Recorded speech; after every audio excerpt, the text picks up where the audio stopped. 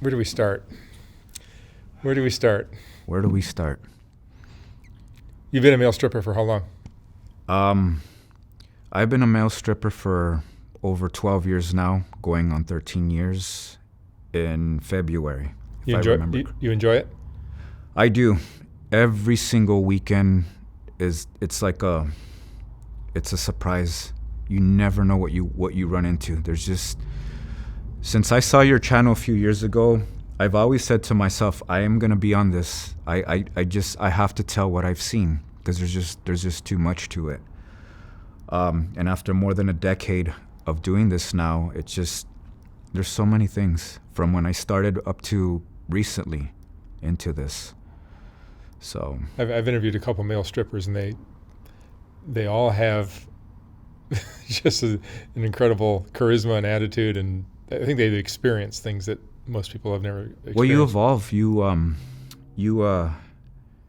acquire that. It takes. I mean, when you start out, you're always going to be a nervous wreck. I remember when I first started. I used to take shots because I was so nervous. I would always get. Now I don't need anything. I go in there. I put my mindset. I put music. Anything that cheers me up. Sometimes I even watch stand-up comedy on my YouTube. Something that'll make me laugh. Because in this type of environment, you are a performer. You're something similar to a stand-up because you're in front of an audience. And in my case, usually 90% of the time, an audience of women. I've done gay shows too, but everyone is treated the same. I have my set rules when I walk in that door, what limits are and everything. It applies to everyone. I don't discriminate against anybody. I imagine that it would either build your confidence tremendously, or it breaks a guy and he just can't do it. Yes, exactly. And I've seen a few of those too.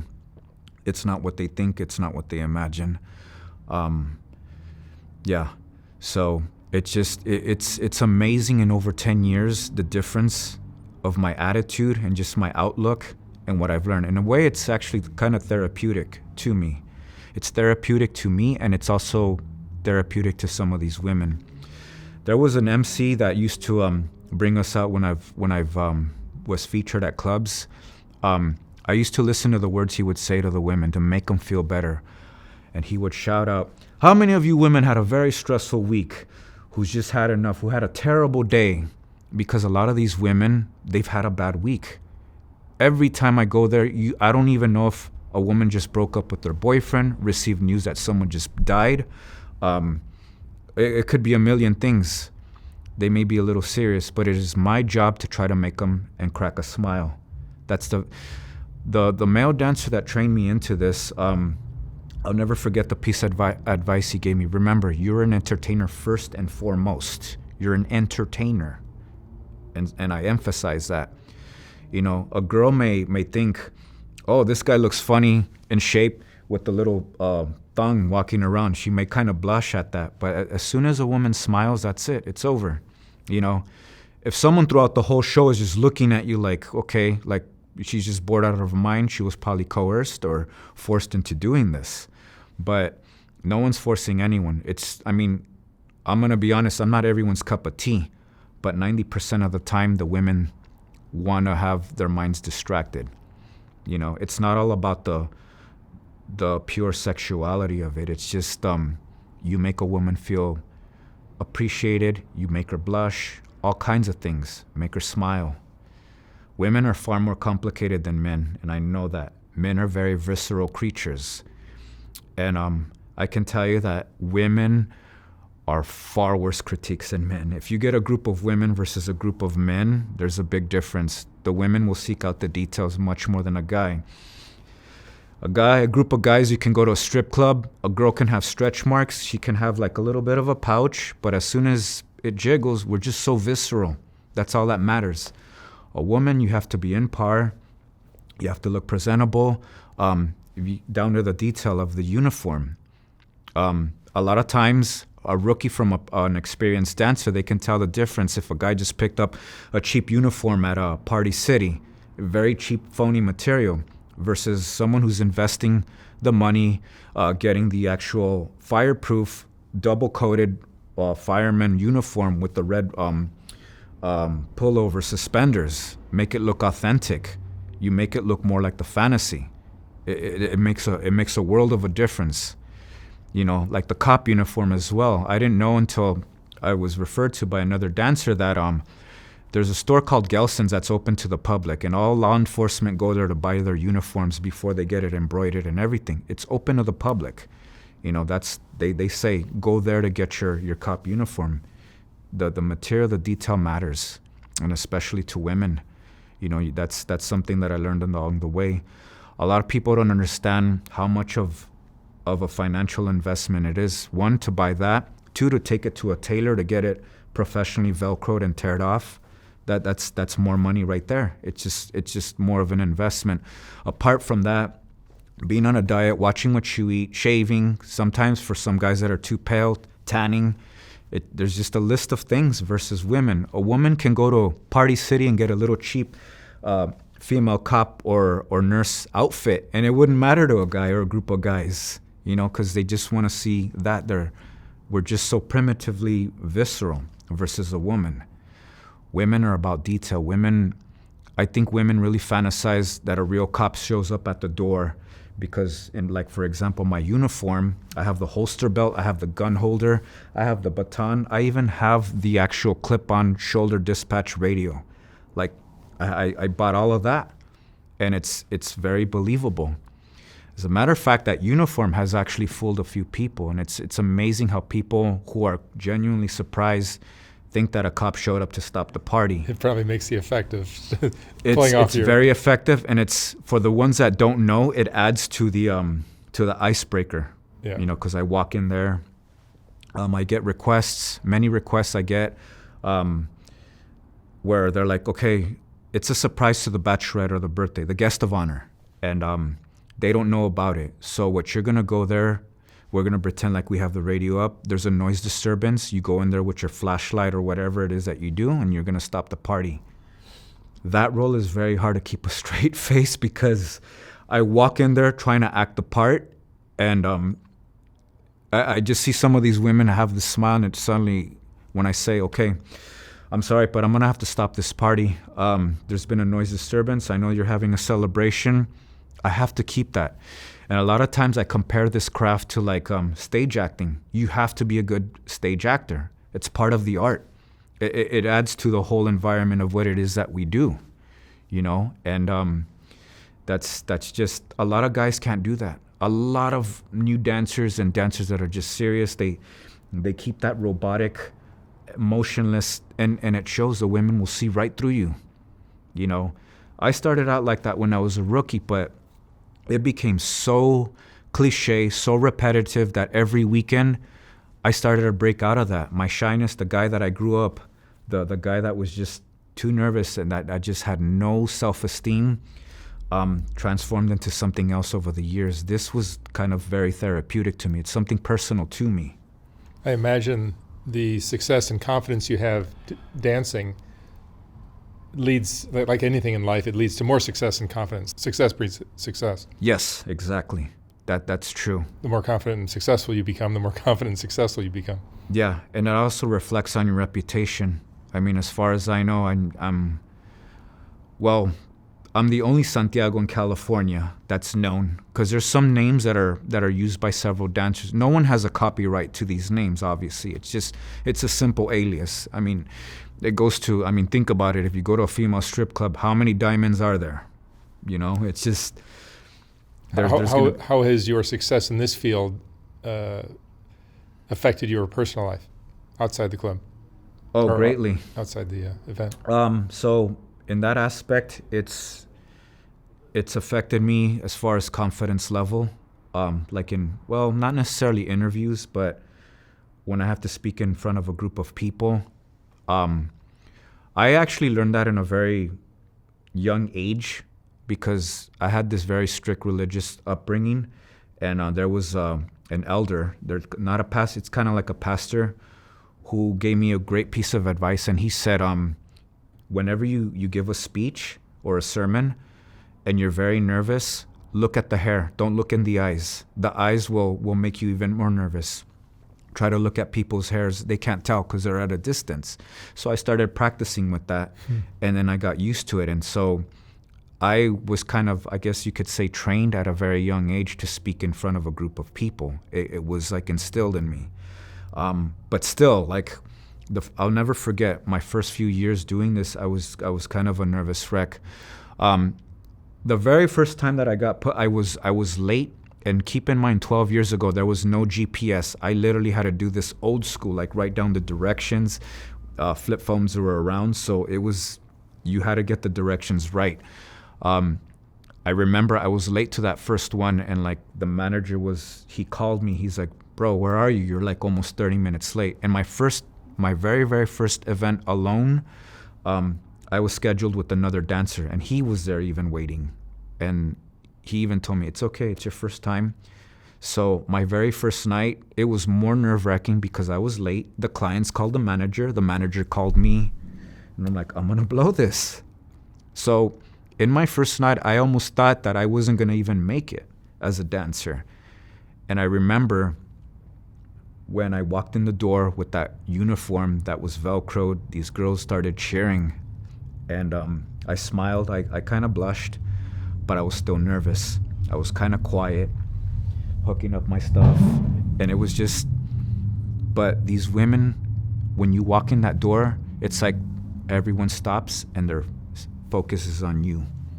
And it's like all eyes on you. So it is up to you to make it awkward or to make it a very great experience. And every time now that I walk in, I speak right away. "Hi, how you guys doing? How you ladies doing? How's everyone doing?"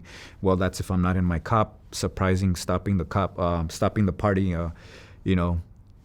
scenario. So if I'm a doctor or if I'm a businessman, I have all the top uniforms. There's some uniforms that are requested.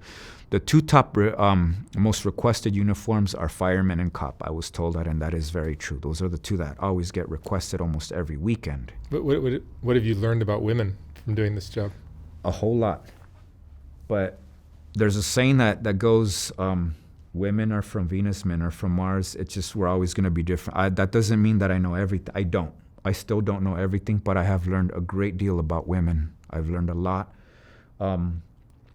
In these parties, I've had a lot of women at the end open up to me because they don't think I'm a sleazeball or I'm just trying to take advantage. I'm a very social person. I've become not only confident, but I'm very verbal.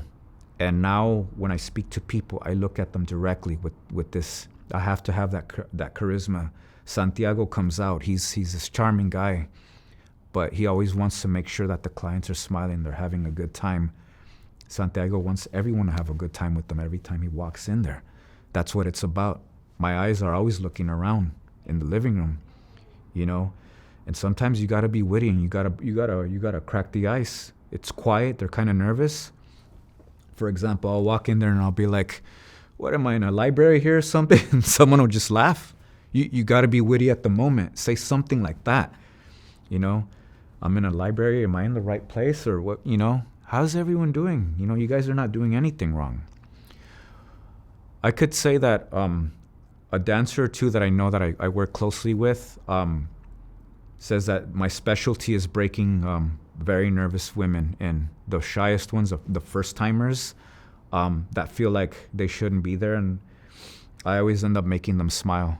I'm not aggressive. My style is not to be very raunchy or rough. There are dancers that are more aggressive than others, so you got to be careful. You're not always going to get, my style of doing things, but there's a few dancers out there that are old school primitive, and they're like, they pick up the girls, and a lot of women, and they even tell me, "No, make sure you don't pick up the bride or pick up so-and-so." And sometimes these guys, they forget. They think flipping a girl upside down is sexy for some reason. I don't do that. So I read people first. It's an aura. I sense. The wild ones will let you know just right off the bat. They'll stand, or they've been drinking and they're very uninhibited. And then the shy, you have to pick out. So to answer your question before I digress, what have I learned about women? Well, women are similar to men in a sense when they're in a group together. However, not all of them are the same. So a lot of cultures are different. And with 12 years of experience plus, I've danced for almost every type of race. Polynesian, Samoan, Middle Eastern Indian, which happen to be, in my opinion, the most conservative. They are the shyest. They're very, very shy. But they kind of want to let that party side out of them, but they're kind of reserved, and I've noticed that. Latin girls, because there's so many different types. There's Central South American, and then there's Mexican. So they have their wild ones, and then they have their conservatives. Like traditional Mexican women, they're a little more well-behaved.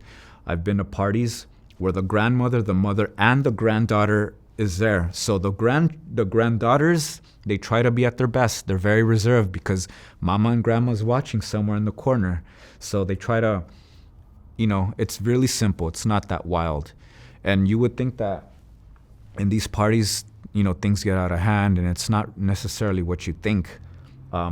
Although when I was a rookie, because you are a stripper, it's not that I had the wrong impression. It's just everything really goes the way you dictate it. If you happen to have a drunk crowd, it can be frustrating. It's not like, oh my God, you're in front of drunk women. No, you're like a teacher with a bunch of toddlers. You're trying to get everyone aligned, and everyone thinks it's cute to pull your underwear or something like that.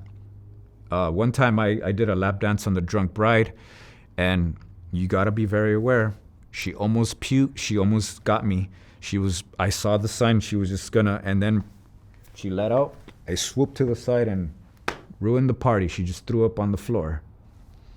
So it's not drunken parties where you're gonna take it. I don't do that, and I always keep in mind that always reflects on my reputation.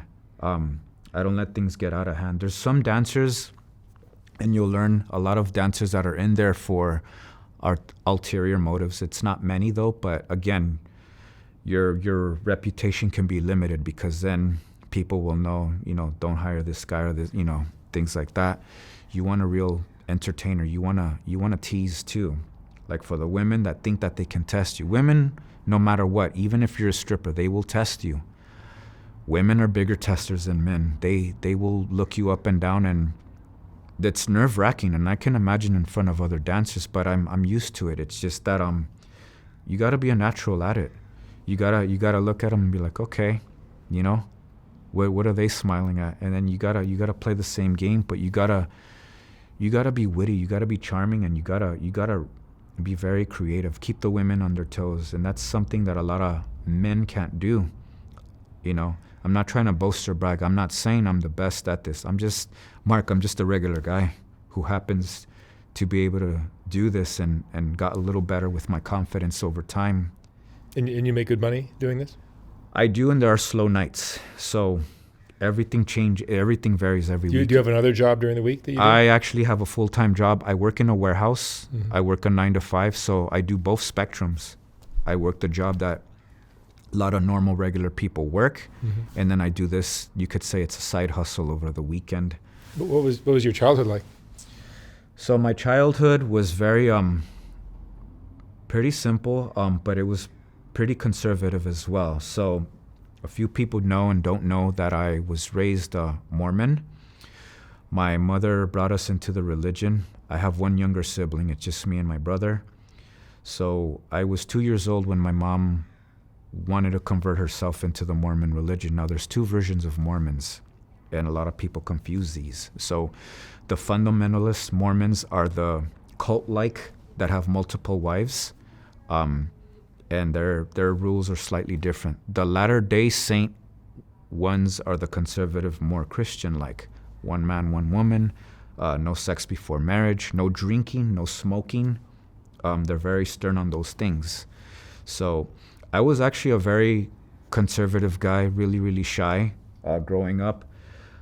I actually did not lose my virginity until I was 20 years old. I was 3 months shy of being 21 when I lost my virginity. I didn't have my first drink of alcohol until I was 22. So I'm a pretty late bloomer. So a lot of, there are certain things that I like to think back and compare because in my younger years, I was a very, very self-conscious kid. I was I was like afraid of girls. But the only girls that I were not afraid of was the girls that I befriended that I was not attracted to. I was comfortable talking. I was the nice guy. I had always been the nice guy through middle school and high school, but I was the most self-conscious kid. And even being athletic in high school, and I discovered weightlifting, I was never good enough. I was never, ever good enough. And I carried that over into my years when I went to community college, and I thought I wanted to become a teacher. That was actually my original dream until I took a class in child development that I learned where I believe the self-conscious person in me stemmed from. And it was actually a forgotten memory because it was such a scarring memory, something that happened to me when I was 9 years old. My very, very first crush, the first time I ever liked a girl at 9 years old happened to be a girl that publicly humiliated me. And one time she found me, it was just me and her, and we were out in public, and she cornered me. And I was nervous because I didn't know what she was going to say. I mean, I had this big crush. And it was her ego because she used to get teased, and she did like me. It was known. Kids will be kids, and they gossip and everything. But this girl kept pushing. She was practically bullying me. Real skinny girl, smaller than me, trying to make this mean frown and say, I don't like you. You're ugly. You're disgusting. And she kept pushing me and pushing me and pushing me. She goes, why aren't you saying anything? And I was actually holding and fighting my tears. And a 9-year-old should never have to experience a crush. I think that's where it stemmed from. So when I took child development, I know that you have a lot of guests that have a lot of childhood traumas. Some things can trigger them. And I figured that's where that came. That's why I was so self-conscious. And even starting this job 12 years ago, I was very nervous. But then it was like a therapy to me. I realized it's not so bad. Every time I go in, they're expecting you, they're greeting you. And it's like a rock star feeling. I walk in that door, as soon as I hear girls yelling, cheering and smiling, it's such a confidence booster. But I don't separate being confident from being cocky, because I always think I'm just an ordinary guy. That's the way I just see myself. I'm an ordinary guy doing this. And I get better at it. I always try to reinvent myself. You gotta, I mean, there's competition. There's not a lot of house party strippers out there. It's something that's kind of underground, because when you think male stripper, you think, Magic Mike, club venues. There's a difference. And another thing that I kind of want to touch up on is that house party dancers are pretty different from club dancers. You ever notice that club dancers are primarily women? You see a bunch of them, even chains, like Deja Vu's. There's several of them. There's several Spearmint Rhinos. Where are all the Chippendale places in California? Well, in the state of California, you need what's called a burlesque license, and you have to have that approved by the town. And a lot of times they don't even bother with it when it comes to males, because the politics of it is that men are bigger spenders than women. So men go to these clubs and they drop money. Women rarely do that. So many times it's about politics and money. The town doesn't even want to approve and make another Hollywood man or a Chippendale spot in California. So what happened was, years ago, before I got into this, there was maybe 1 or 2 online agencies that were around. And that's where the money comes in, and that's how the politics work. Men would primarily work doing the first online agencies, and the one that I got introduced to was one of only 2. It's no longer around, but it was called Latin Connection. And it's interesting because a high school buddy of mine that I did not recognize approached me at the gym one day, and that's when he told me about it. So I'll never forget that. I was working out one day, and this real tall, 6'3", chiseled guy comes up to me. He goes, "Hey, Brian." And I looked at him like, he goes, it's me. What's up, man? It's Nelson. And I was like, oh my gosh, dude. And he was kind of husky. He was a football player, but he was this chiseled, tall, mountain of a muscular dude. Very charming, very nice features. He was a model, and he told me about male stripping. And in that time, since I was really shy, I always thought, and I was under the impression that male strippers had to get naked. For some reason, I thought that, well, if women do it, then the men. And that's why I was like never for the idea of being a male dancer. So I told him, I go, well, do you have to get, he goes, do you have to get naked? And he's like, no. You just strip down to your underwear or what's called a male G-string that you get tailored. And you go to get the measurements and all that. So in these parties, actually they can request that on how mild they want it. And I always wear 2 pairs of underwear. So I wear brief boxers and I wear the G-string underneath. If they want a mild show, I only strip down to brief boxers. If they want like the full-on show, you're still covered. It's just a G-string. It may look funny to some women, but some women find it appealing. It's not for everyone. Some women think it's funny. Some women think it's sexy. So, and that's what they pay for, that little extra. Now, when they say they want nude shows, you don't do the full-on Monty. So a nude show, you have to have a towel and tease the individual person because you have to be careful when it comes to things like that. You got to keep in mind that when you walk into a residency, it's kind of like trespassing. And a lot of dancers don't know this, and they forget that they're in trouble with this. They can get in serious trouble. And there's some horn dogs, there's some guys out there that think, okay, well, if they show on everything, all the women are gonna throw money, and it doesn't work like that. Women are not like that. Some women find it uncomfortable that a complete stranger is in their living room trying to expose themselves, and it's not like that. One, that's indecent exposure. 2, you're trespassing. So those are 2 crimes. They can call the cops and complain and say, this is a stranger. For 1, this wasn't the guy that we booked. And 2, indecent exposure in a residency. And a lot of guys, they don't know that. So I'm very aware of that. And especially nowadays when you have Ring and things like that, again, they're knuckleheads that don't get that. There's evidence everywhere. You got to be very wary of your surroundings. I'm not trying to say that I'm a goody two-shoes, but it's just that, when you're in a group of people, all eyes are on you. Everyone watches you.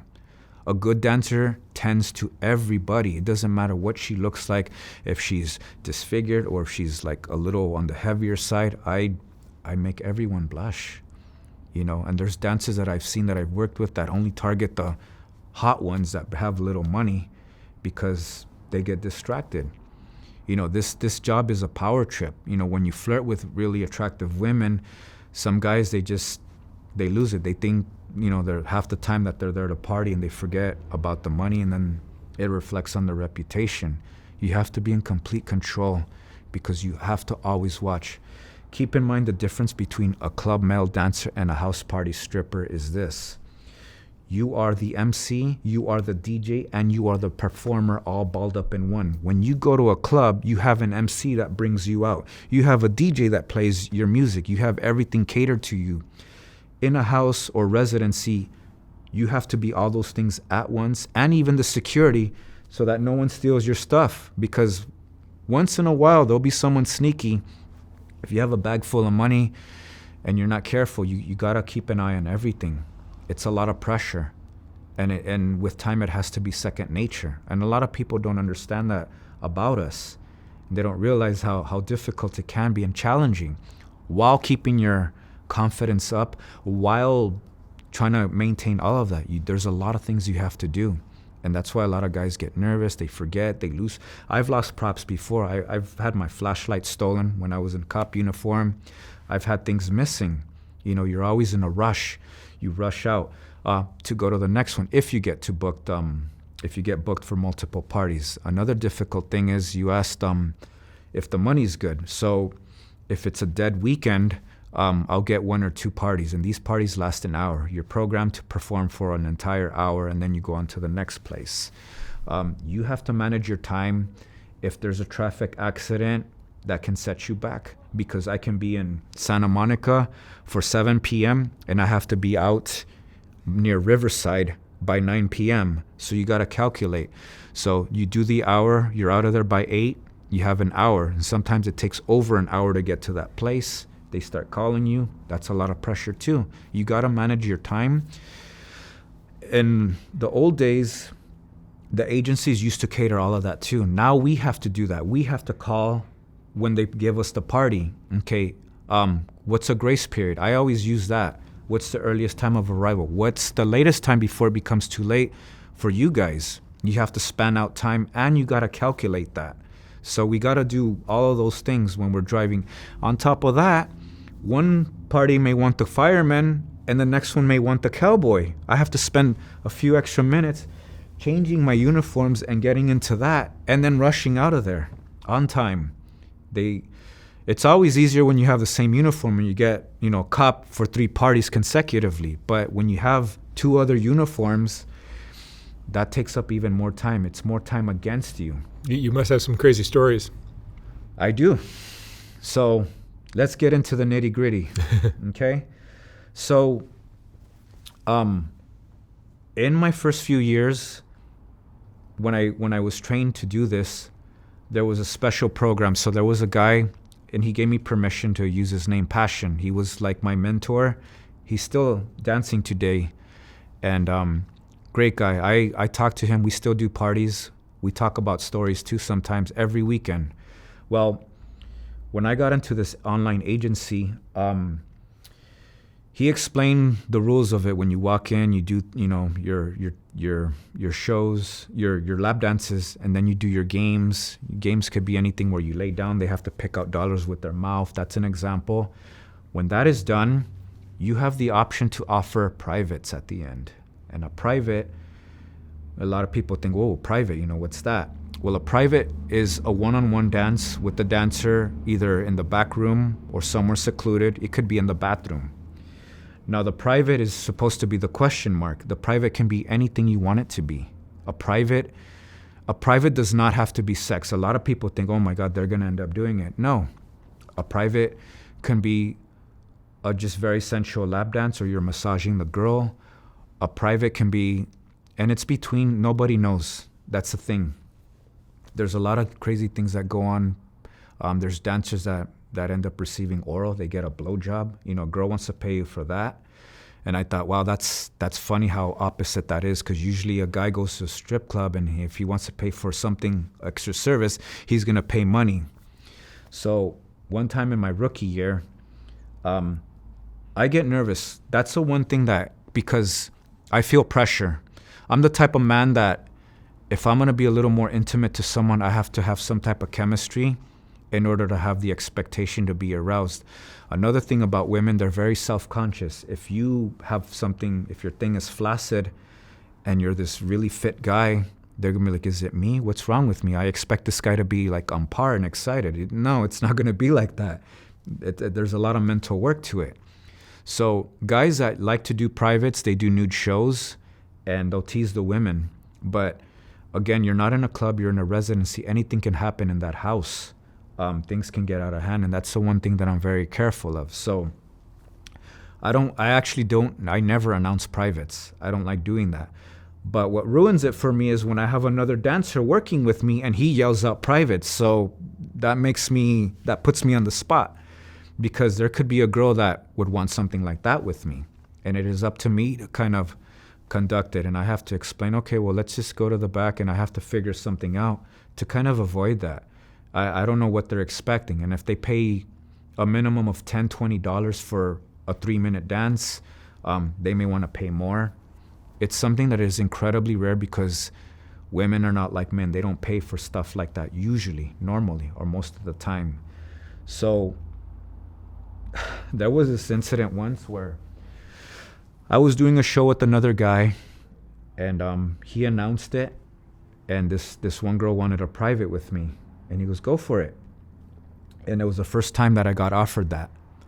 I almost didn't know what to do, and I go, okay.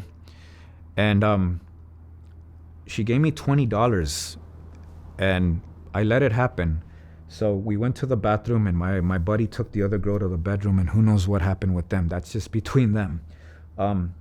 This girl was like, are you nervous? And I go, no, I'm cool. But she got me a little relaxed, and this was about 10 years ago. I was a rookie. I was younger. I was more of a hungry, opportunistic guy. So eventually what ended up happening was she gave me a blowjob. And I remember thinking in my head, wow, I'm getting paid and I'm getting this service done to me. And it hit me like that. While this girl was doing this, I'm getting, it's supposed to be the other way around. And I thought, wow. And then I later on after that, I started to think, this is why guys get caught up in that, because it's a power trip. And some guys want more and more, and they'll go to more extents to do things like that. They'll take Viagra's before, so this is like an inside secret. They'll do what's called banding, which is before they do the private, they'll sneak off into the room or the bathroom. They'll try to, jerk it off and keep it, and then they'll have these thick rubber bands, and then they'll band it, and it'll keep the circulation there, and then they'll put their underwear on where they'll have a rigid erection that's noticeable. It's supposed to draw the women in. And then they'll say, oh, do you want a private? I don't like doing that because one, it hurts after a while. It's very uncomfortable, and you have to keep your mindset like that. It's just a lot of pressure. I don't like being pressured because I don't function like that. I like to take my time. And sometimes I have a difficult time. I've tried that before because I thought, okay, let me just try this out, and I didn't. And at one point I thought something was wrong with me because I couldn't get it up. I was in a rush. Oh my God, I have another part. A lot of things were circling in my mind. There's some guys that can do it naturally. I'm not one of those. And so I don't like announcing privates. There was another incident though that I'll never forget. And this is probably my juiciest incident. I was a rookie. It was my very first year. There was a guy that went before me, and his time was up, and I was the one to take over. So you can do this two ways. You can hire two dancers at the same time, or you can do 1 hour one, and then the second hour, the second guy. Back in those days, they used to offer 30-minute shows. They don't do that anymore. Now it's just a straight hour because there's no point in doing a 30-minute. It goes by too fast. So anyways, there was a 30-minute show. This gentleman always did privates. He had a reputation. So when I was walking in this apartment, it was a hotel, and these girls, it's like you can feel it. They were a little frisky, and this guy, I guess no one wanted him because he kept saying, oh, privates in the bathroom, $20, and he was. But as soon as I walked in, it's like all the attention turned towards me. They were like, what's this guy about? So I start my show a little nervous because I realized that some of these women were dressed in lingerie. It was like a lingerie theme type of party. And not all of them were, but there was a few that were in lingerie. The bride-to-be was in lingerie, her bridesmaid, and a few guests. But while I was doing the show, this girl gets there late, and she caught my eye. I was single then at that time, and I was attracted to her, but I played it off. And she was just a guest. So finally, when I finished my show, I wanted to sneak out of there. And because the other guy kept saying private, it just so happens that the bridesmaid said, what about you? Can I buy a private for my bride to be here? And I stopped and I was like, sure, okay. So they paid me the $20, and I went to the bathroom with the bride.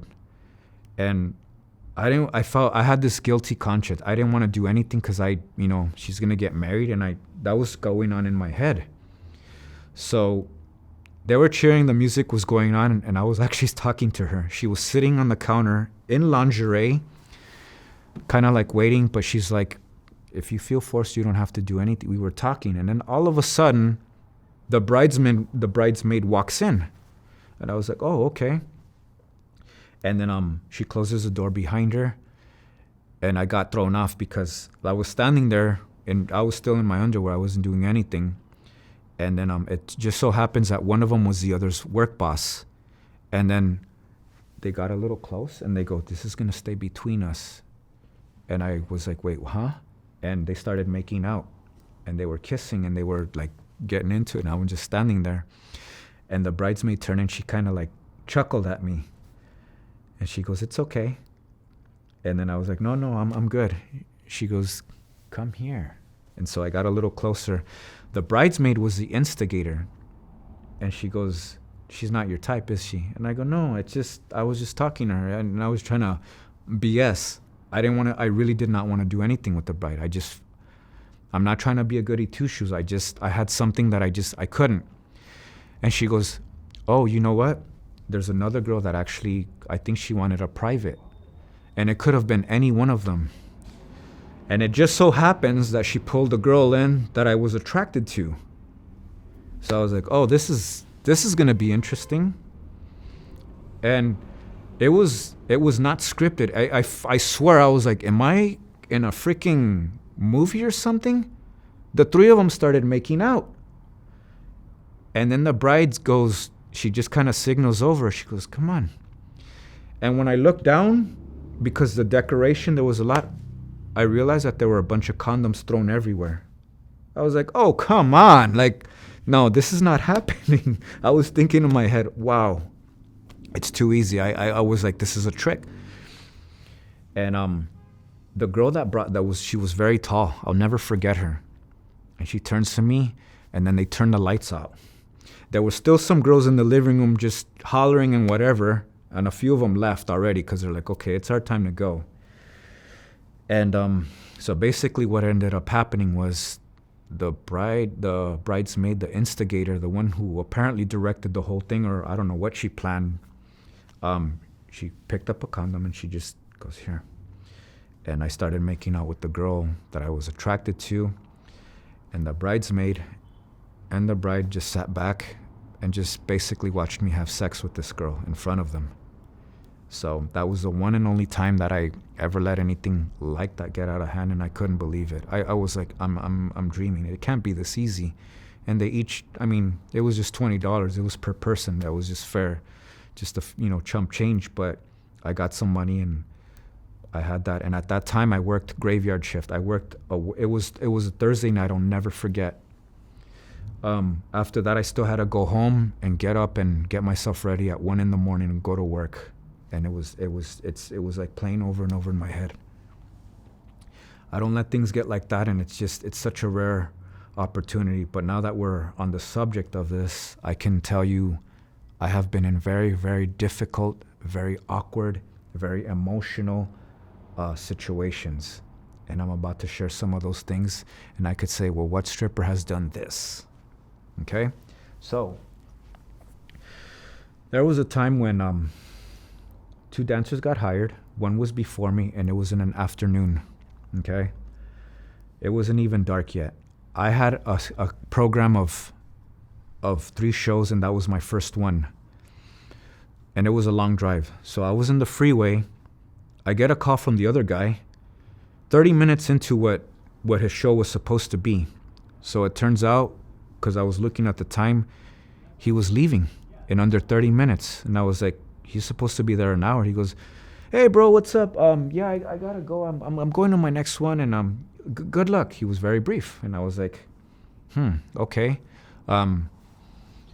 Really? I they're gonna be waiting. Did you start early? He goes, no, I got there at the time, but just take it over, just good luck. And I just thought, well, that's weird. I was compelled to ask him, but I didn't.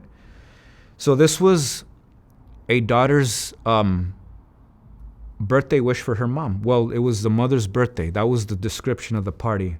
Daughter hires 2 dancers for mom's birthday.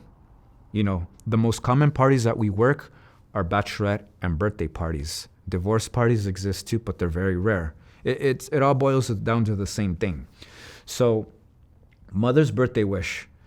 I get there and it's late in the afternoon. I'll never forget. And this young lady comes up to me and she greets me, and I'm like, hey, I'm sorry, I'm a little off it. She goes, no, you're fine. So I'm getting my stuff, my radio, my duffel bag. I'm walking over, and then she explains to me, she goes, you know how I hired 2 dancers for my mother's birthday. That was the description. And I go, yeah, it's your mom's birthday, right? She goes, well, I didn't know how to explain to the manager of the agency when I booked, but the truth is, this is my mom's hospice party, and her dying wish was to have 2 dancers. My mother is terminally ill, and she only has a few weeks to live. And I looked at her and I was like, oh, okay. Now, keep in mind, in this job, you always have to have that cheerful spirit. And it was the first time that I just got dropped something like that just out of left. I did not see that. I was like, whoa. And then before we walk in, she's still talking. She's going, so my mother's in the living room in her hospice bed, right in the very center. So her bed is laid out in the middle, and this pale woman, I'll never forget, with glasses, was there waiting. I walk in there, trying really hard to greet all the women, and they were being her daughters and granddaughters and whoever was there, her family, they were there, and they were like, hey. And I look over, and I'll never forget that woman. She's smoking a cigarette. She's just looking at it. It's like she's just testing me. Stoic. Just stoic. I tried to like smile, and she was just like, just following me with her eyes. And in my head, I'm like, wow, okay. I set up my stuff. So my only way was to kind of use the energy and the aura of the other guests who were kind of smiling and everything. They were like cheering me. So I set it up, and traditionally you have to start with the guest of honor. And in this case, the mother. So I start my song and everything, and I'll never forget how awkward and how difficult of a lap dance. I don't like smoke. I usually complain, but this woman, I mean, I cannot tell her what to do. She was smoking her cigarette. I came up to her, and I was just grinding and everything and looking down, trying to keep my mindset. And I could not get her to crack a smile. And they gave her dollars, and she was putting on me. It was like a very emotionless person. It was the most weirdest, difficult lap dance I had to do. Trying not to think, trying not to let it make...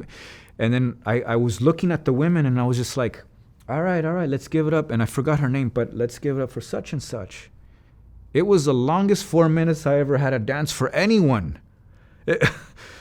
And right away, all right, who's next? Who do you want to... Usually what I do is, after the guest of honor, I always ask them to pick who's next. Who's the next lucky lady to get their chance in the hot seat, as I call it.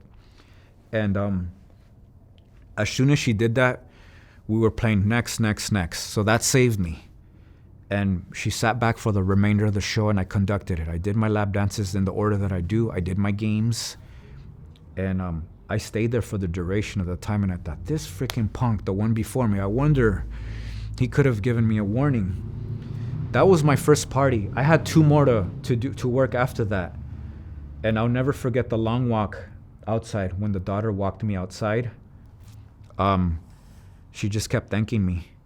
And it's like, what do you tell, what could I possibly say to this girl who's about to lose her mother in a few weeks? I tried everything that I could to keep a straight face, and I did. I said, well, I hope it was what everyone wanted, and I hope it was what your mom wanted, and I hope it was what you wanted, I told her. And she goes, it was amazing. Thank you, Santiago. Thank you. That was neat. She said something like that. And just imagine, I had 2 more events after that, after this. How do you keep your confidence, your charm up after walking into that? And it's all in the mind. You have to play that character. My other parties were just typical, what I usually do. Brian, let me ask you one more question. What would you say is the most important thing you've learned in your decade of doing this? Most important thing that I've learned, that many times when you have clients that book dancers, they have problems of their own, and I try to bring that different style. I try to bring that sentiment to them, that it's okay to laugh, it's okay to blush, it's okay to have a good time. And sometimes I have to remind the ones that are clouded in their mind, you're a part of a celebration. Embrace it, at least for this person. I've done that. And you have a bunch of eyes. You're like a movie. It's not just one set of eyes. And people pick up on that. At the smallest thing that a person can tell you, or that you can tell a person, people will always, they remember words. So you have to be very careful at how you present yourself to people. Because For a bachelorette party, for example, this is a tradition. It may be lucrative and underground or whatever it is, but at the end of the day, you either blow it or you don't. You have to make it memorable as an entertainer, you know? And like I said, every weekend that you walk in there, you never know what you walk into. Public places. How about this? A dental assistant office. I'll never forget when I went to, and I was the first dancer. The second guy, I actually warned him. So I was driving and I was like, these are all a bunch of commercial buildings. I don't see no residency here.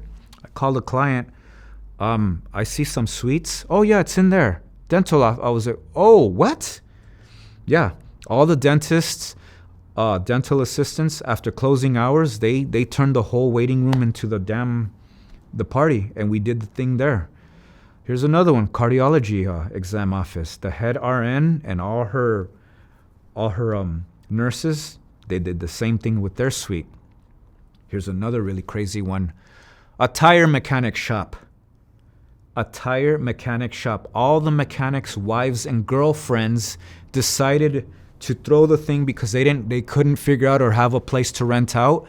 So they laid out a giant carpet right where you service the cars. And in that space, we did the deal right there. I was actually the first one. And I told the other guy, hey, dude, yes, if you're thinking it's in a tire mechanic shop, you're not mistaken. You're in the right place. So that's the beauty about doing this. You never know what you're going to always be surprised every weekend. And I always anticipate that. I am always up for the challenge of that. That's what makes this job so unique and amazing to me. Unlike a stripper club. A club, you're always going to go to one place. A club is going to have security. A club's going to have restrictions. When you get booked online, you don't know what's out there. It's like a whole different domain.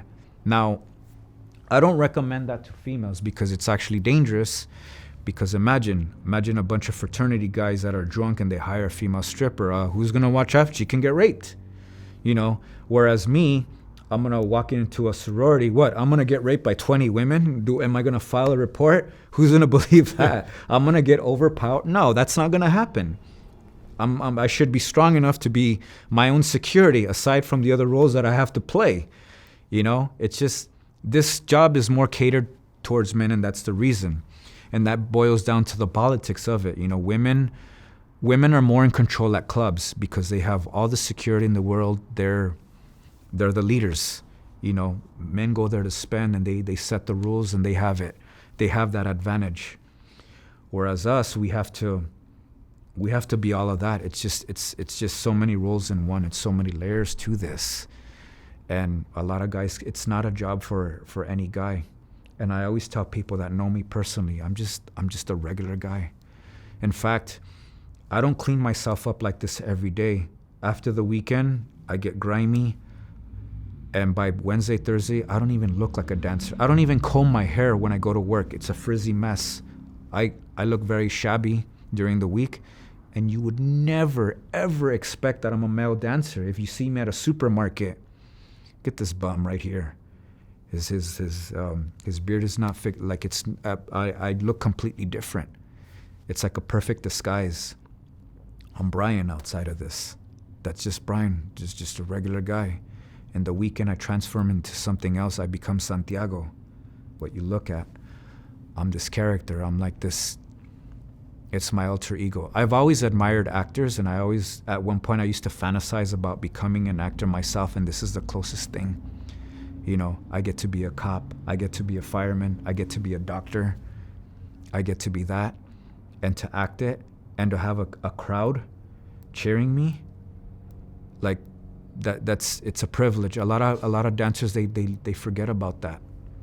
I always remind myself. That's why people ask me, dude, why are you so happy? Why are you in such a chipper mood all the time doing this? Because I'm cranky at work. I hate waking up early. I have a boss that yells at me. There were times too that I've actually almost walked out of my job.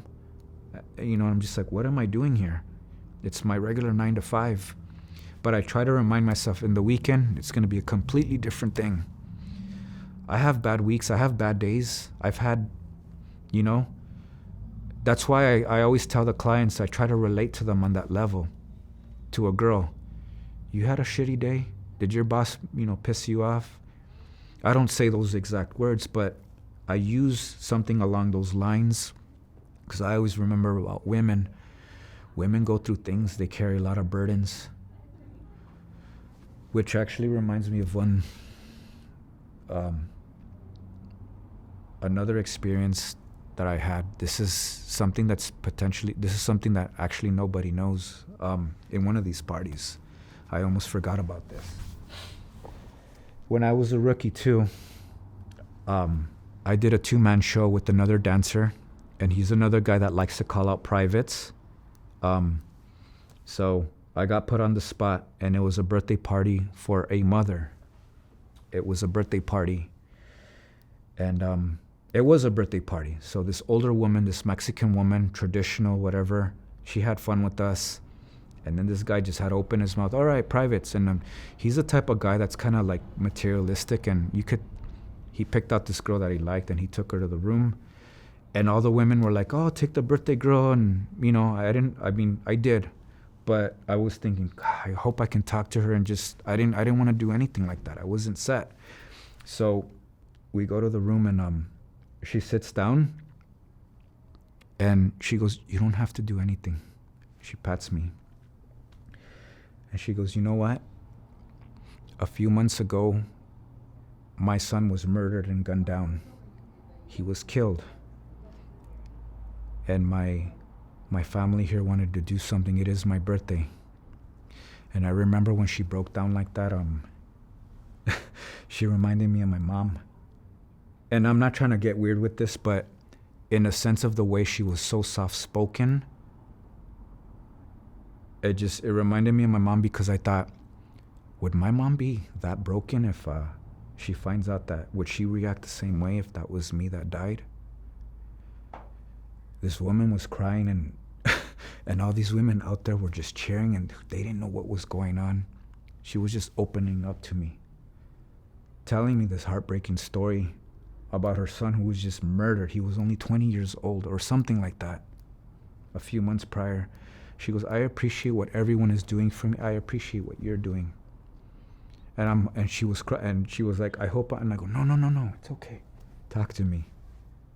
It's okay. And we waited for her to gain her composure again, wipe her tears.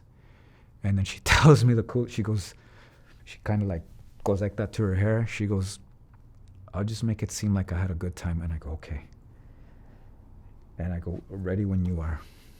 And it got me a little bit, so I was just trying to like go into character. And they were just like, whoa! They were shouting, and they were like, who knows what me and her were doing? And little do they know, it was just this conversation. I'll never forget that woman. She reminds me of my mom. We walk out, and everyone was just cheering, señora, this and that. And she smiled, and I was like, and when I was getting my stuff, my buddy was still in the room with the other girl. And then a few minutes later, he walks out, and it was kind of an awkward silence. I was like, yeah, okay, on to the next. But talking about my mom, she is probably the only person that is ashamed that I'm doing this. She's not proud that I do this because she's a very conservative woman. She found out that I did this a few years ago. I'll never forget the conversation with my parents. My dad, I thought he was going to be embarrassed, but he was like, okay. Like it just went right through him. But I'll never forget how my mom's voice changed. She goes, you know how I feel about certain things like that, and da-da-da-da. And I reminded her, because this job also gave me some good opportunities. It's not just about that. It's about networking. Your character, your way of being, your persona can take you it can take you a long way. I met Vivica A. Fox a few years ago because of this line of work. I appeared on the two most popular hip-hop stations, Power 106 and 92.3 The Beat, because of this job. I got paid for those gigs. As a matter of fact, Mark, You had two previous guests that I'm familiar with. Eureka Prats and Jean-Claude Pierre, African-American dance club owners. I got to meet them because I came out in a movie that they produced. I got discovered all because of this line of work. Now, a few years ago, before my mother found out about this job, she saw that I met Vivica Fox, and she thought it was like a modeling gig or something like that. And she was proud at that moment. She was like, wow, look at my son. He met the star. Oh, wow, look at my son. He's on radio, live radio. Because I had an old Facebook account that I don't have anymore, but I used to post these things up. It was all my friends and family. So my mom used to see that, and she would share, and I was always afraid to tell her about this job. And one time, my parents needed help with money. And my dad is a very serious man. He calls me up one day. He goes, son, we need to talk, but I need you to come over to the house. And when he says something like that, it's something really serious. He scared me. I was like, oh, okay. And my brother at the time was going through financial troubles. He had moved out of state for temporarily. And I go over to my parents' house nervously. This was after I met Vivica Fox for her show that she was promoting, Black Magic Live. It was the audition episode. I got eliminated. And even though I got eliminated, I didn't expect to come out on it. She said to me, and it was not edited out. On the very first episode, I'll never forget the line she said that hit me profoundly. She critiqued my performance. And that was the one time that I was very nervous. I was nervous because I was in her presence. I was just thrown off by that. And she tells me, you're beautiful. That was the only thing that stuck in my head. But then she goes, but you need to improve on this, your routine, and like she went on about it. And then it went in one ear and out the other. And I said, did she just call me what I thought she did? And that came out on the episode. A lot of things were edited out that she said, but for some reason they kept that. And that meant the world to me. Just that little thing. But before I digress, so I got paid for that. I got paid for the supporting role, and I remember my graveyard shift job granted me permission to work part-time and then go and shoot the film for like 2 weeks that Eureka Prats and Jean-Claude were filming. And I was barely getting any sleep, but I got paid for that. So that was done, and I got compensated for that. So I'm going to explain. So my dad calls me over, and I'm nervous, and I'm like driving over to their house. They live almost an hour away. And then my parents are sitting there, and I'm expecting them to tell me that like someone died or one of them has something like I didn't know. And my dad just goes, son, we're having problem with the mortgage, and your brother cannot help us with money. So we were wondering if we can borrow some money. And I looked at him and I go, is that it? And he was like, we don't know how much you have. If you have 100 or 2, I just told him, how much do you need? And he told me the amount. I go, done. Are you kidding? That's it. My mom was like, well, yeah. We didn't know how. And I go, okay. And that was one of the proudest things that I've done. I didn't lend them that. I gave it to. I go, no, keep it. You're not going to pay me that back. You're my parents. That was something that I could say that I was so proud to do. Now, going back to that, and to when my mom discovered that I was this, I kind of reminded her of that. And I go, that's the reason why I did that was because of this. And in her stubborn, conservative mind, she goes, nope, I would rather struggle than you going through that and doing that to your body. It's because she does not understand. She has a different mindset. While everyone else is proud that I do this, here she is not proud, and she doesn't even know I still do this to this day because it was not brought up. This happened a few years ago. And she may or may not see this, but I want her to see the whole truth and the reality of the way, that this is, and the type of man that she raised me to be. Yes, I was raised very conservative. Yes, I have some morals, and I do have control over it. this is a blessing and this is a privilege to be able to do this, because at the end of the day, I'm just a regular guy doing this. I'm just Brian, you know? And I don't know how much more I'm going to keep up with it, but it's always exciting. Like tonight, I have an event to go to. Who knows what's going to happen? I might have another, few set of stories to tell next time I come around, if I do, or depending. I embrace this hustle wholeheartedly. I never ever imagined in my shy years that I would be doing something like this at this magnitude. It's not the greatest wealth. It's not, it's the experience, because you only live once. I get to meet all kinds of people. I get to meet people that open up to me, and I'm just an entertainer. Like that woman in the room. That's the beauty of this. It's always a mystery. I never know what I'm going to walk into every weekend. And I'm always prepared, putting myself in that mental character. Let's see what tonight has. Let's see what this evening has. Like tonight. Who knows? So, yeah. All right. Brian, thank you so much for sharing your story. Of course. It's finally a privilege to finally be here, Mark. All right. Good luck tonight.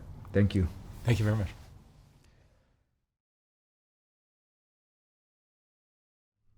Even though Soft White Underbelly consists of a lot of videos, it's really still a photography project to me.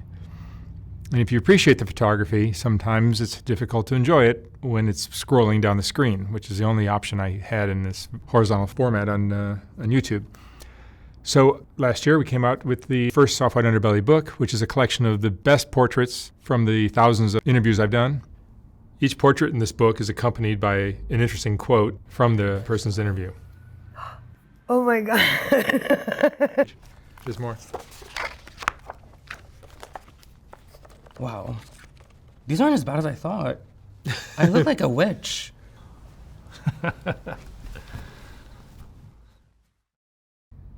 I will not be reprinting this book when it sells out. So once it's gone for good.